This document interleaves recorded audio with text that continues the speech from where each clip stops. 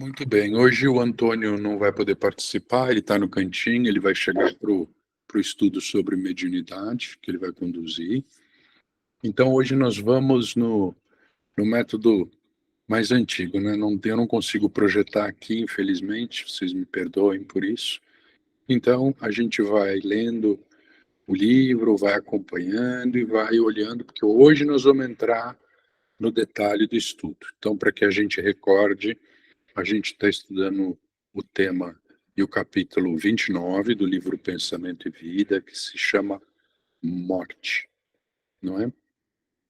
Então, a gente passou as últimas semanas conversando sobre o tema, não é? A gente olhou, Faustinho, Deus lhe pague. A gente passou as últimas semanas discutindo esse tema, usamos alguns textos de apoio, não é? Para que a gente pudesse trabalhar um pouco esse tema, para que a gente pudesse, de certa forma, desmistificar a morte, não é? E a gente teve uma conversa mais ampla, mais aberta. Agora nós vamos voltar para o livro. É importante que a gente entenda que a perspectiva que o Emmanuel vai dar para esse tema da morte e do desencarne, ele está alinhado com o livro, não é? Com o tema do livro, que é pensamento e vida. Então, Emmanuel vai nos explicar, vai exemplificar para todos nós aqui nesse capítulo, não é? Como os nossos pensamentos, como os nossos sentimentos se refletem no processo de desencarne, na morte, ok?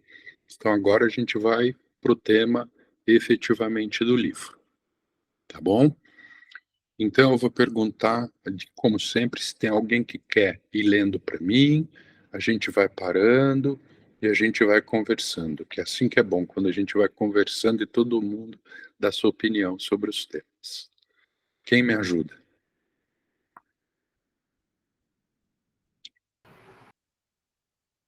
Se o Faustinho não for ler, o Faustinho lê lá. Então tá bom. Começa aqui no... Isso, no comecinho mesmo, Faustinho. Então, tá. A gente vai começar hoje o detalhe. Vou tirar a câmera. Bom, quando for para parar, você fala, hein? Pode deixar comigo. Sendo a mente o espelho da vida, entenderemos sem dificuldades que, na morte, me prevalecem na face as imagens mais profundamente esculpidas do nosso desejo, à custa das reflexões, reiterada de modo intenso. Vocês estão me ouvindo bem? Perfeito, Faustinho. Guardando o pensamento, plasma fluídico, a primeira faculdade de substancializar suas próprias criações, imprimindo-lhes vitalidade e movimentos temporários, a maioria das criaturas terrestres, na transição do sepulcro, é naturalmente obcecada pelos quadros da própria imaginação, aprisionada a fenômenos alucinatórios, como acontece no sono comum, dentro do qual, na maioria das circunstâncias, a individualidade reencarnada, em vez de retirar-se do aparelho físico, descansa em conexão com ele mesmo, sofrendo os reflexos das sensações primárias a que ainda se ajusta. Isso, vamos dar uma paradinha. Vamos dar uma paradinha aqui. Esse primeiro parágrafo é um parágrafo importante, não é? Bom, a gente vem estudando, né, há mais de um ano o livro. E a gente já, né, entendeu, e a gente já conversou bastante sobre a questão dos nossos pensamentos e da nossa mente, não é? Então, os nossos pensamentos, como a gente já vem falando, não é? Eles refletem, eles são o espelho da nossa vida, não é? Se a gente tem bons pensamentos, não é? A gente acaba vendo as coisas e encarando o nosso dia a dia e a nossa vida de uma forma diferente daqueles que têm maus pensamentos, não é? Então isso a gente já entendeu, não é? A gente já entendeu, né, as consequências dos bons pensamentos, as consequências dos maus pensamentos, não é? Importante aqui a gente a gente entender, e o exemplo que Emmanuel dá é fantástico, né. Quem aqui já não teve um pesadelo, não é, aonde a gente está dentro do pesadelo, a gente está sofrendo neste pesadelo, e a gente não consegue sair do pesadelo, não é? Ou um sonho, não é? Quem aqui já não passou por isso? Não é? Quando a gente fala de sonho, que é um pensamento bom, quando a gente está dormindo, às vezes a gente não quer nem acordar, né? Quando é um pesadelo, às vezes a gente quer sair e não consegue, né? E Emmanuel nos explica aqui, né, que na verdade, não é, o sonho, né, o pesadelo, não é, ele é um reflexo daquilo que a gente carrega na nossa própria mente, não é? E ele diz que o pensamento, que é plasma fluídico, que é matéria, né, ele pode simplesmente, né, formar essas próprias criações, não é? Então é muito interessante, não é? E ele diz que o que acontece no desencarne, ou como ele chama aqui no sepulcro, no momento da morte, não é? É que a gente naturalmente vai viver aquilo que a gente carrega conosco em nossos pensamentos, né? Então, se a gente imaginar, né, vamos imaginar um exemplo bom, né? Vamos pegar alguém assim que praticou bem a vida inteira. Então vamos pegar, né, não vamos pegar alguém espírita, vamos pegar alguém diferente. Vamos pegar a Madre Teresa de Calcutá. Ela passou a vida dela em atividade de caridade. Ela carrega com ela e no pensamento, não é, o que ela construiu ao longo da vida inteira. Provavelmente, não é, no processo de morte, no processo de morte, de desencarne da Madre Teresa, o que ela vai ter são os reflexos dessa atividade que ela cumpriu ao longo da sua encarnação. Viveu pela caridade, viveu pelos pobres a vida inteira. Por outro lado, vamos imaginar um criminoso, não é? Vamos imaginar um traficante, né, que passou a vida vendendo droga, que passou a vida inteira, né, praticando a violência, não é? Em estado de guerra com a polícia, né? Esse esse espírito, esse ser carrega na sua mente o que ele viveu ao longo dessa vida. Provavelmente, no seu processo de desencarne, na sua morte, o que ele vai refletir são esses pensamentos, não é? Pelos quais ele viveu a vida inteira, não é? Então, o que o Emmanuel nos explica, e aí ele faz esse paralelo e dá como exemplo, não é? No sono, não é? Que a gente acaba, né, refletindo nos nossos sonhos, nos nossos pesadelos, aquilo que a gente carrega na nossa mente. Então, é importante que a gente entenda isso, não é? Que o pensamento, né, a nossa vida é reflexo do nosso pensamento, né? Eu gosto de pensamento é vida, não pensamento e vida, né? Como tá aqui, eu já brinquei com vocês, vou brincar de novo, que Emmanuel vai ter um teste comigo, que eu vou falar para ele que faltou um acento no livro. Mas o que vai acontecer nesse processo de desencarne é que a gente vai refletir, né, as ações, não é? E toda a nossa forma e nossa maneira de viver. Simplesmente porque isso está em nossa mente. Alguém quer fazer algum comentário?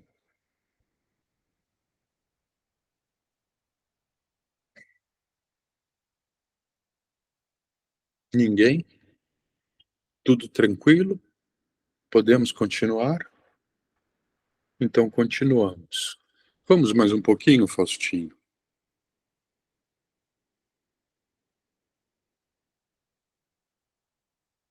Você está com o microfone fechado aí. Você já viu, né? Vamos. Todos os ciclos da existência, para se adaptarem aos processos da educação, necessitam do hábito, porque todas as conquistas do espírito se efetuam na base de lições recapituladas. Vamos dar de novo uma paradinha, Faustinho, aqui, para que a gente se lembre, né, do parágrafo anterior e a gente conecte as coisas. Não é? Como a gente estava conversando, não é? O que acaba acontecendo é que nossa mente ela é reflexo, não é? A nossa mente e o que vai acontecer no momento da morte é reflexo daquilo que a gente carrega na mente, certo? E a gente carrega na mente as lições que a gente aprende, não é? E a gente aprende as lições pelo hábito, como diz o Emmanuel, não é? Então, nos exemplos que eu dei, né, o hábito da caridade da Madre Teresa, né, o hábito da violência do traficante, não é? É o que vai acabar refletindo no seu processo de desencarne, o que para mim é muito natural, não é? Eu não consigo imaginar, né, um espírito desequilibrado, não é, que passou por momentos, né, e que viveu, né, uma encarnação ah, de violência, né, uma encarnação complicada, não é? Que tem esse hábito, tendo um processo de desencarne tranquilo, não é?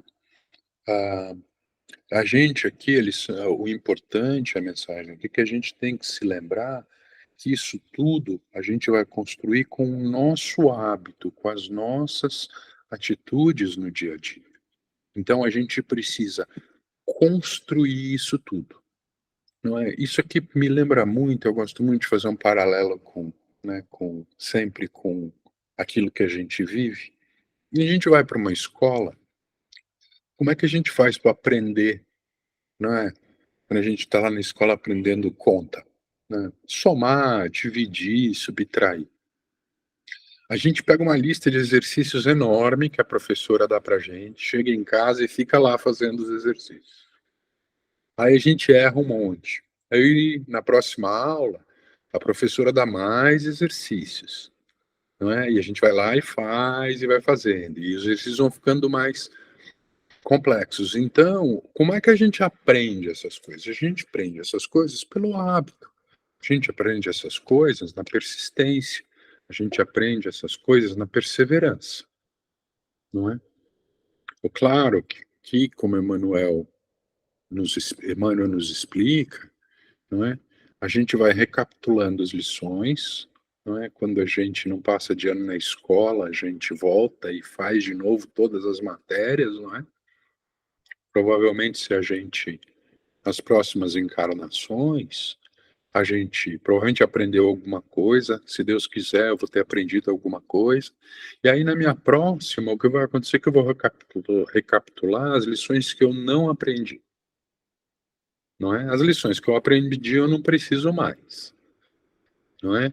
Então, eu vou recapitular as lições que eu não aprendi. Importante que a gente entenda, né? Importante que a gente entenda que todo esse processo é um processo de educação.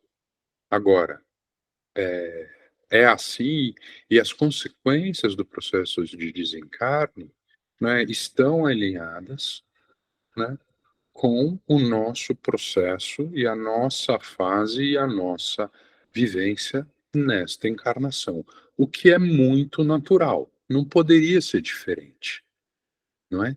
Não poderia ser diferente. Alguém quer fazer algum comentário? Deixa eu ver se minha gatinha quer sair do quarto.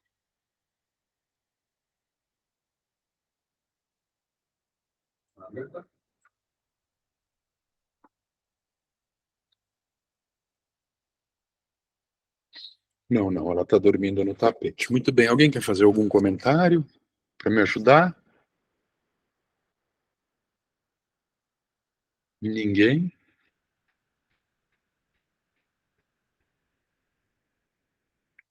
Então, continuamos, Faustinho.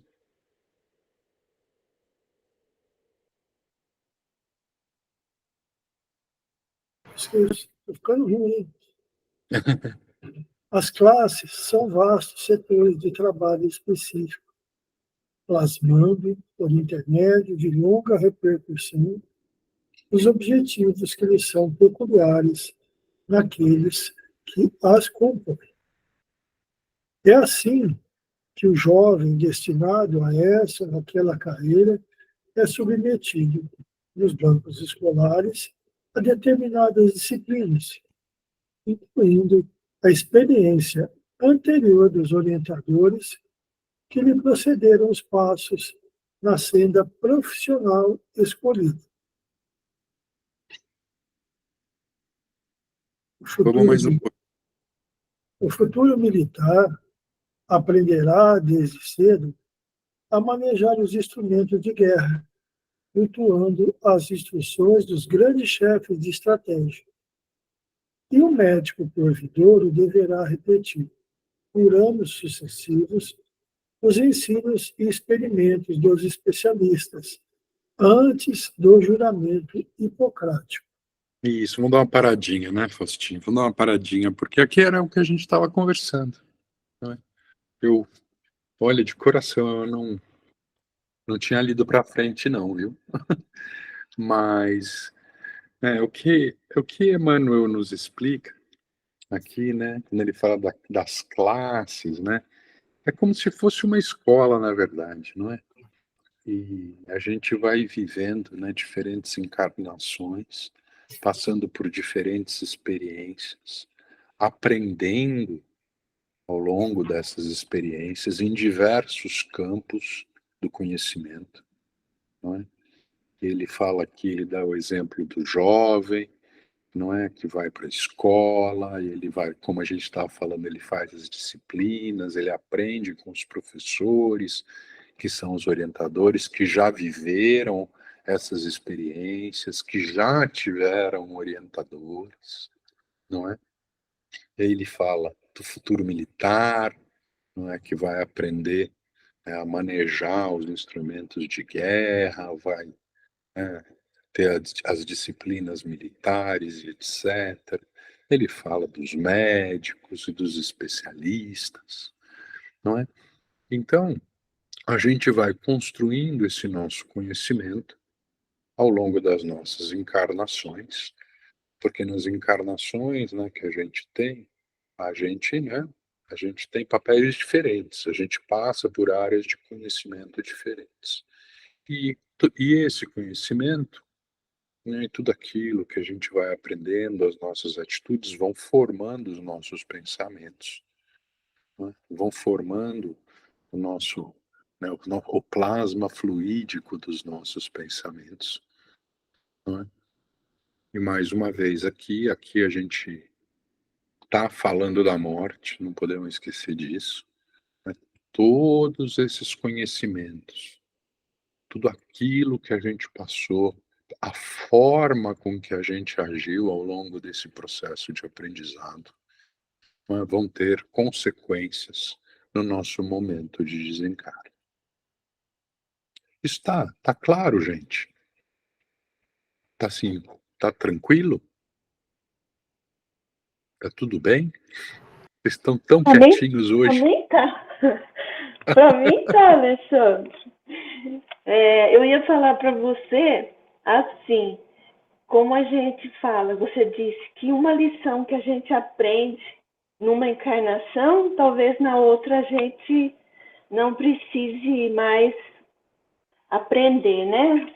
Aí eu penso também uma coisa que eu penso comigo assim, se você vem numa determinada carreira, às vezes uma carreira bem mais superior, mas não cumpriu aquela carreira do jeito que deveria, numa próxima você pode vir como um ajudante daquela carreira para poder aprender a fazer melhor e de uma outra forma que você não faria, que não fazia.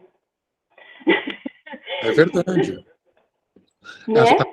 as possibilidades, Nilza, são infinitas, não é? É muito difícil a gente, eu pelo menos acredito, tô dando a opinião do Alexandre, tá? A gente determinar, eu acho que nada é determinístico, né? Às vezes as pessoas dizem assim, o cara foi pobre, na próxima encarnação vai ser rico, não é? Assim, as possibilidades são infinitas, não é? E a gente tem duas grandes linhas de aprendizado, eu acredito, né? O intelectual, o desenvolvimento intelectual e o desenvolvimento moral, não é? Você pode ser, vou dar um exemplo de uma carreira, por exemplo, físico. Né? Meu filho está se formando em física esse ano, a gente está comemorando aqui. Bom, você pode ser um grande físico, não é? E você pode, com esse seu conhecimento, desenvolver, não é, armas de guerra. Não é verdade? Um físico tem esse conhecimento. Né? O físico pode desenvolver uma bomba atômica, essas coisas. Não é? Você pode ter esse mesmo físico com esse mesmo conhecimento, aplicando esse conhecimento em prol da humanidade. Não é verdade? Então, eu, eu tenho essa perspectiva que você tem também, Nilson. Então, por exemplo, esse físico que se dedicou, por exemplo, né, a ser remunerado, a ganhar muito dinheiro para desenvolver uma bomba, né, porque hoje no nosso mundo ainda é assim, né? Ganha dinheiro quem faz essas coisas, não é? E o cara que luta, né, pela melhoria da natureza, que faz, é pouco valorizado, não é? Então imagina assim, o cara vem, desenvolve, aprende intelectualmente, mas moralmente não. Então eu concordo com você. Ele pode voltar numa próxima encarnação, não é? No mesmo campo, porque ele fez o desenvolvimento intelectual, mas para cumprir um papel moral diferente. Mesmo porque, como ele já aprendeu intelectualmente, ele vai ter facilidade, não é? Para essas coisas. Mas ele vem, né, com. Né, a gente brinca que tem um plano, né, de encarnação, a gente diz que tem um plano para nossa encarnação, tudo muito bem pensado, tem nos livros, né? A gente lê aí nos livros do André Luiz, tudo isso, né? O processo encarnatório, né, os planos que são feitos, ele pode vir com um plano de, né, usar esse conhecimento para o bem, não é? E passar por algumas coisas. Então eu acho que sim, Nilson, eu acho que é possível. É possível. Eu também Né? acho. Eu digo porque eu tenho comigo que eu tenho comigo isso, né? Porque eu vim na enfermagem e a Uhum, gente vê assim a facilidade às vezes que você tem em determinados assim, você não é médico, você é simplesmente cuidar, né? Nós enfermeiros e auxiliares técnicos todos entendem de cuidar, dos uhum, cuidados. E é uma parte difícil de ser feita, né? uhum, Porque a gente, quando vem numa carreira melhor como a de médico, você vai ter mais conhecimentos. Mas também, por outro lado, você vai ter menos, eu acho, acredito, que na correria de muitas, sei lá, eu acho que não seja bem isso, bem da pessoa também, né? Porque tem muito médico, hoje, médico enfermeiro, que cuida, que prescreve medicamento, mas cuida. E isso uhum, faz muita falta, né? Então eu acho assim que eu vim mesmo para poder aprender muita coisa de cuidado, porque parece que isso ficou latente em mim, né? Eu precisei vir para cuidar, para aprender a ter cuidados e o olhar das pessoas, né? O olhar mais assim, a fundo, ver o outro, né? Sentir o que o outro está sentindo, que isso é só mesmo na carreira da enfermagem que a gente faz, entendeu? Como médico já é mais rápido. Tá aqui e tal, né? Você vai tomar isso, você vai fazer esse exame, volta atrás, é só isso. Mas o cuidado mesmo, cuidar da ferida, disso, é complicado. É aí que a gente vai ter o lado mesmo mais humano. Você sabe que é interessante, eu tenho uns amigos médicos e eles dizem que tem essa discussão toda sobre a humanização da profissão na medicina, né? Sim. Porque o médico era aquele que passava, né? Passa, né? Vai lá na UTI, passa numa, fala, faz isso, 2 minutos, né? Vai na outra, faz isso, vai na outra, faz isso, né? Que é a questão da humanização, da importância da humanização da atividade da medicina. Sim, mas hoje já eu acredito que nas faculdades a gente vê os estágios sendo feitos para o médico já ir entendendo a vida do paciente, não só a doença, mas como ele vive, por que muita coisa acontece com ele, né? Então ele já vai ver, vai na comunidade, já vai aprendendo a ver cada um, o ser humano, né? É a humanização do paciente e do médico te dá assim. Mas demora, né? Demora um pouco isso daí. Porque ninguém quer muito dar trabalho, né? Essa parte da humanização dá muito trabalho também. Você sabe, Nilza, que às vezes eu paro para ficar pensando, né? Toda a atividade de desenvolvimento moral e de desenvolvimento onde a gente faz as coisas de uma forma mais humana. Eu dou a minha experiência não na medicina, mas a minha experiência na indústria, no mercado financeiro, que foi por onde eu passei. Sempre dá muito trabalho, né? Eu tinha um chefe que ele falava que o melhor do mundo era se ele não tivesse nenhum funcionário. Não é? Porque o que dá mais trabalho é lidar com gente. Né? Então. É todo setor, é verdade. E no final das histórias, não é, Nilson? Quando a gente acaba, né, desenvolvendo o nosso intelecto. O Edu é um cara que explica isso muito bem. Ele diz o seguinte: nós estamos aqui encarnados, a gente precisa viver, não é? Então a gente vai estudar, vai aprender, vai encontrar os caminhos para isso, não é? E esse é o desenvolvimento intelectual, não é? Porque a gente vai estudar, porque a gente quer se formar, porque a gente quer ter um bom emprego, porque a gente quer, né? Mas essa questão moral, essa questão da humanização das atividades, acaba dando muito trabalho, porque qual que é o ser humano é um ser, nós aqui somos egoístas ainda, não é? Não é a maior chaga da humanidade, não é o egoísmo, Sim. não é?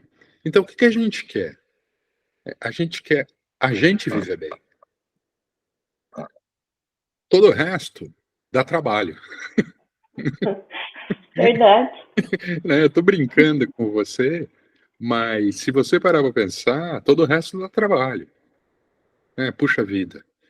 Eu vou, né? Imagina assim, eu vou no centro espírita, ficar ajudando os outros, porque tem mais o que fazer, não é assim?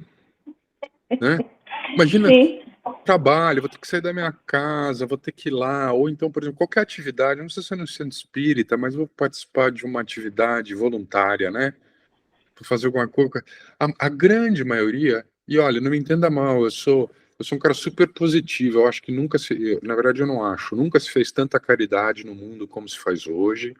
Né? Eu já disse isso para vocês, isso está em artigos, está no meio científico, não é? Isso tem sido estudado.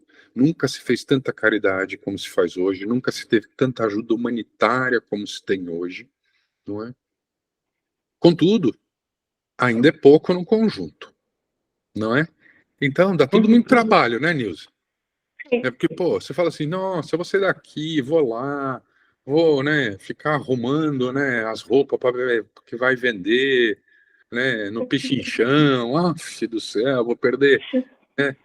Então, é assim, essa questão da humanização das atividades, ela está muito atrelada ao nosso desenvolvimento moral, né? Moral. Da mesma forma que nós, seres humanos, conseguimos projetar um foguete que vai a Marte, né? A gente fala hoje no telefone, que é uma loucura, né? Há 20 anos atrás, quem imaginava um celular? Né? Eu me lembro que a gente fazia fila para usar o telefone em casa, né? Sim. Então, eu sou dessa época. Eu sou de uma época que imagina fazer uma sessão de estudo online, todo mundo conectado com seus celulares e laptops, não é? Pois Então, é. Eu lembro quando falava que ia ter um telefone que a gente ia falar de um lado e do outro lado. A gente ia ver a né? pessoa, era coisa do outro mundo. Pois é. Então, da mesma forma que a gente já está, nosso desenvolvimento intelectual, como o Edu explica muito bem, ele acontece por causa das necessidades que nós temos e da busca que o ser humano tem. Já vou abrir para você, Faustinho, por conforto, não é? É. Porque essa é a busca incessante do ser humano, é conforto, não é? E prazer, né? Então, as outras coisas têm ficado um pouquinho de lado, essa questão da humanização, essa questão, né, do tratar, né, acabam ficando um pouquinho de lado, não é? E aqui, voltando para o nosso tema, o que acontece? Acaba refletindo no nosso processo de desencarne. Se a gente passa a nossa vida inteira com a nossa mente habituada no dia a dia, a pensamentos e atividades, não é? De cunho material, não é? Eu dei o exemplo limítrofe lá do traficante que passa a vida inteira, não é? Pensando em violência, em guerra, em, né, em tráfico ilegal, em comércio ilegal. É claro que isso vai acabar refletindo. Né? Então, um dia que todos nós, né, a humanidade como um todo, for caminhando e o seu desenvolvimento intelectual, o que vai acontecer é que a gente vai acabar pensando de forma diferente, a gente vai ter esse hábito. E quando a gente tem esse hábito, a gente cria o campo vibratório, não é? E aí, tudo aquilo que a gente estudou no livro, né? Tudo aquilo que a gente vem estudando ao longo do livro, a gente colocar numa posição de receber ajuda, é como se fosse uma bola de neve do bem, né? Uhum. Tudo vai se acertando. E a gente tem que ter fé, né? Porque vai. Deixa eu abrir para o Faustinho. Faustinho, fica à vontade.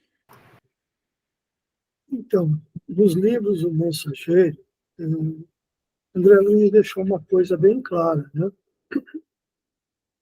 3 espíritos se prepararam para reencarnar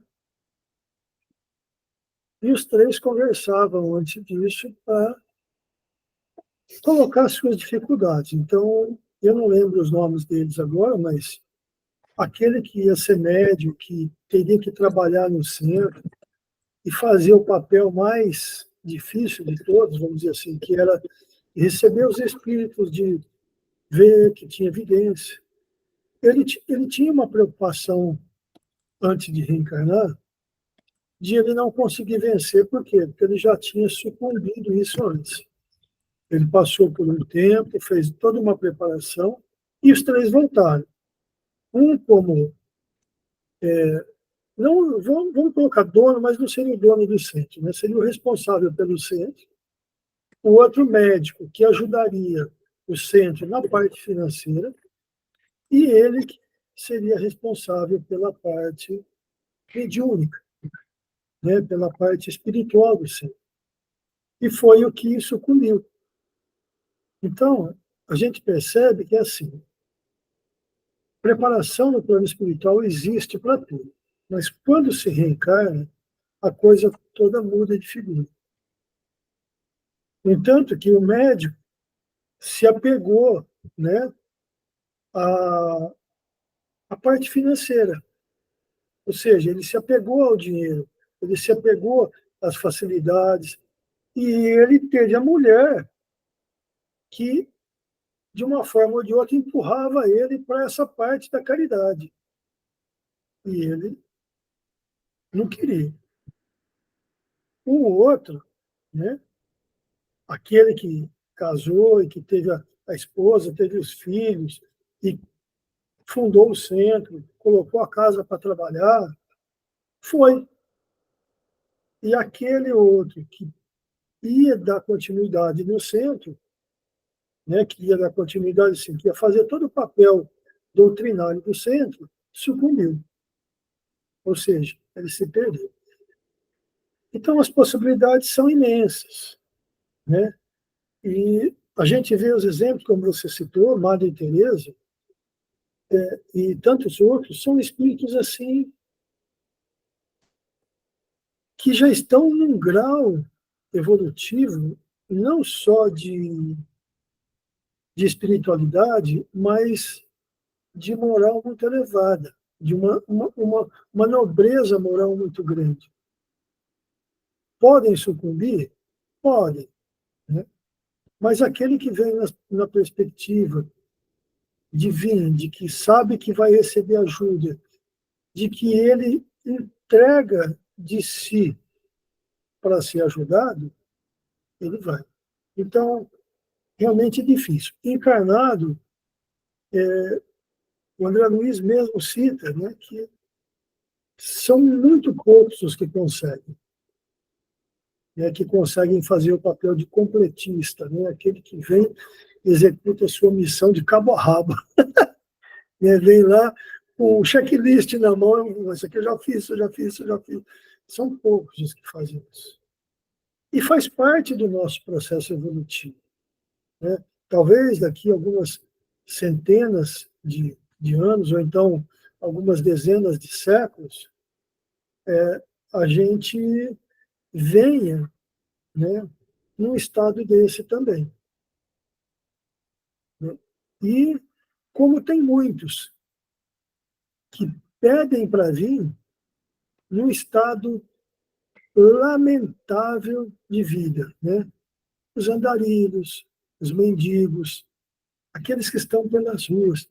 Muitas vezes a gente não consegue ver, mas muitas vezes são espíritos que pediram para vir dessa forma, para terem a certeza de que passariam por essa prova que eles já venceram antes, mas querem ter a certeza de que não sucumbiriam de novo.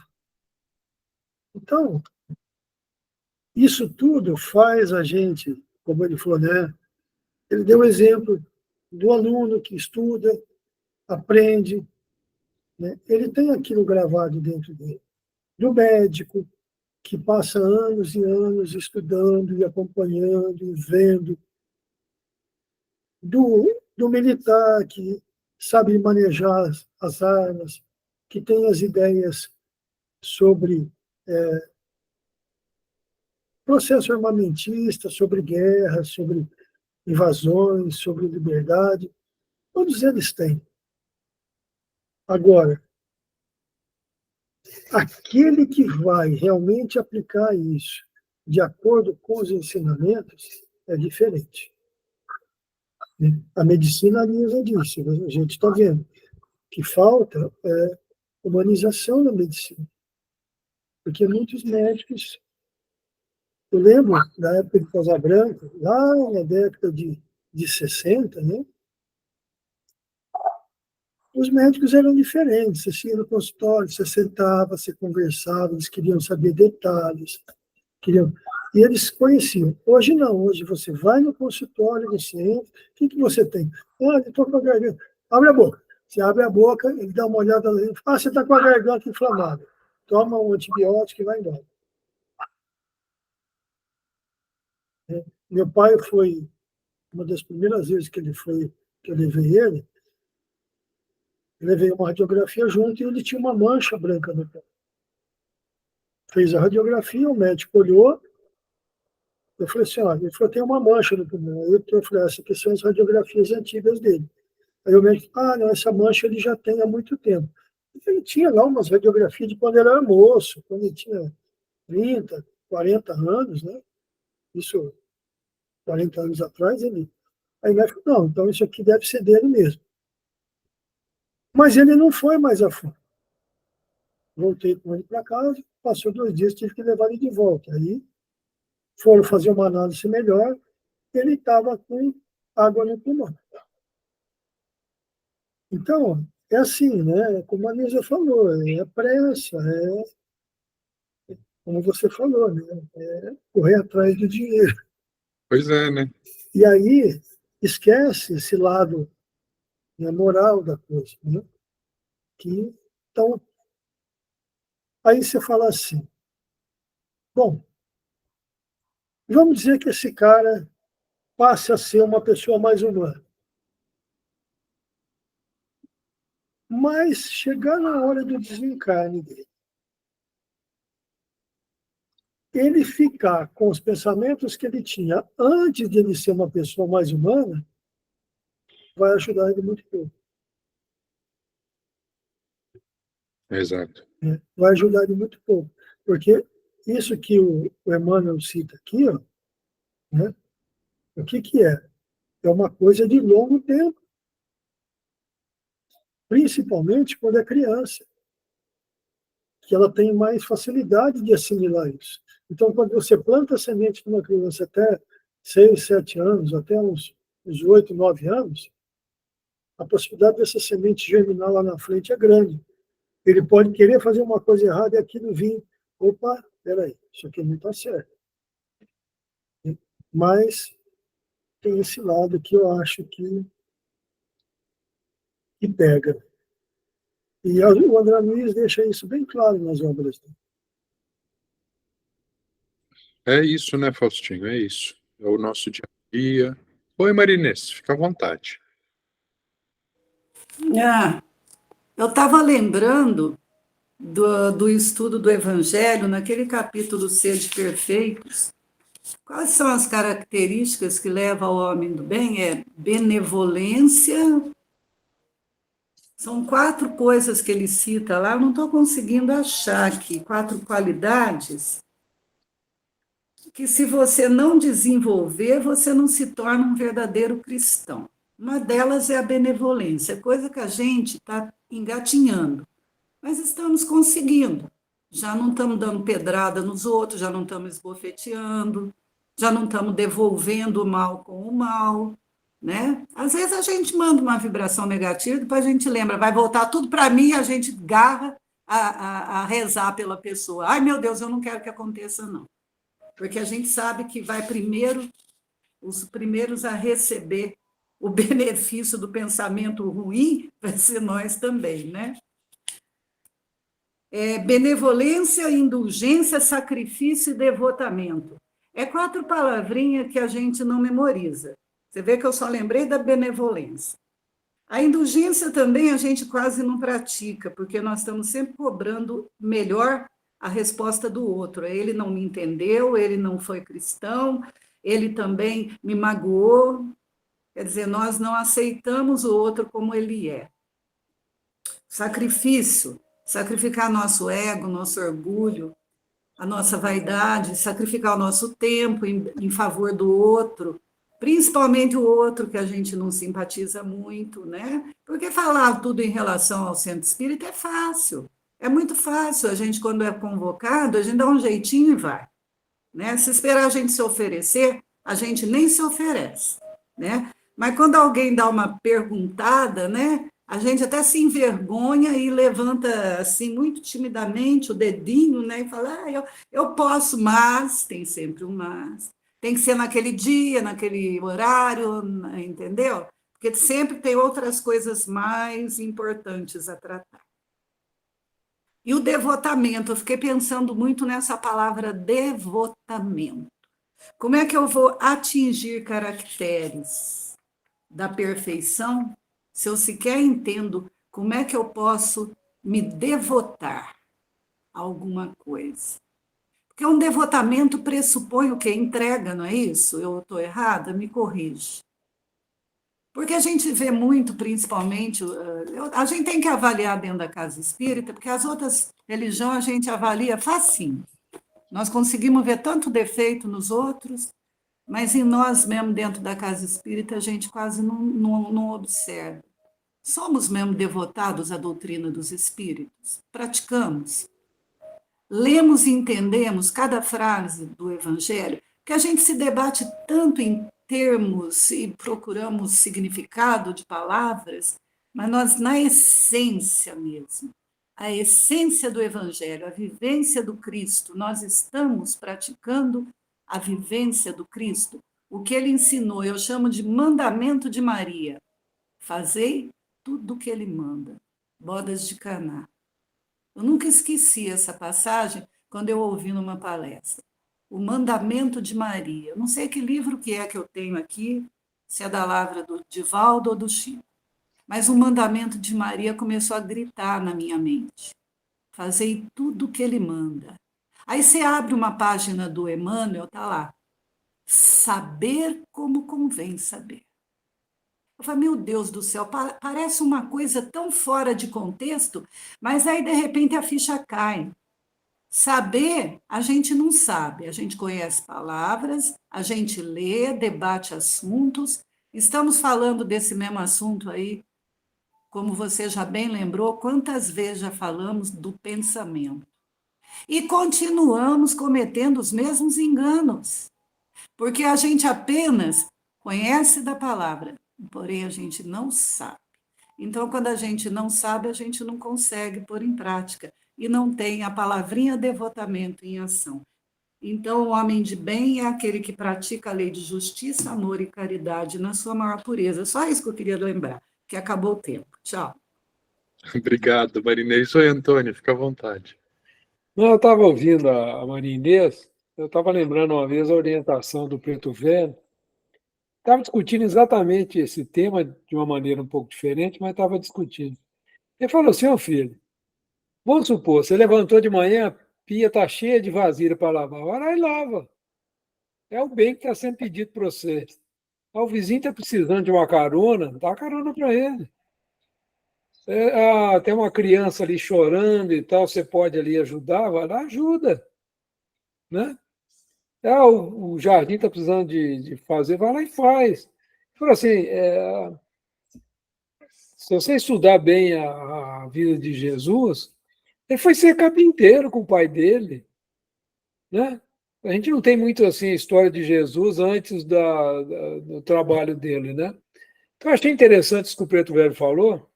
Assim, faz as coisas, porque a gente deixa de fazer essas pequenas coisas, e é através das pequenas coisas que um dia nós vamos chegar às coisas maiores. Né?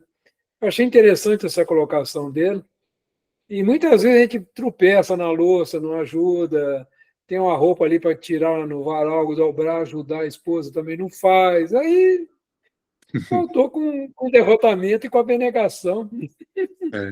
Eu achei interessante essa colocação dele. Muito bom. Vamos dar uma paradinha aqui, que depois agora a gente vai entrar o capítulo continua, a gente tem poucos minutinhos, ele continua de um ponto bom para a gente recomeçar no próximo estudo. Importante que a gente lembre, né, o que a gente viu hoje. Então, olha, acho que a grande lição que Emmanuel nos dá aqui, né, a primeira delas é o seguinte: o processo de desencarne, a nossa morte, quando a gente vai para o sepulcro, como ele diz, nesse momento, nós vamos refletir aquilo que está na nossa mente. Né? E nós vamos viver as consequências daquilo que estão na nossa mente. Como é o livro inteiro, a gente vive o que está na nossa mente. Por isso que chama pensamento e vida. Não é? É isso que a gente vem aprendendo, fundamental. Importante que esses nossos pensamentos, eles são formados pelos hábitos das nossas atitudes. Não é?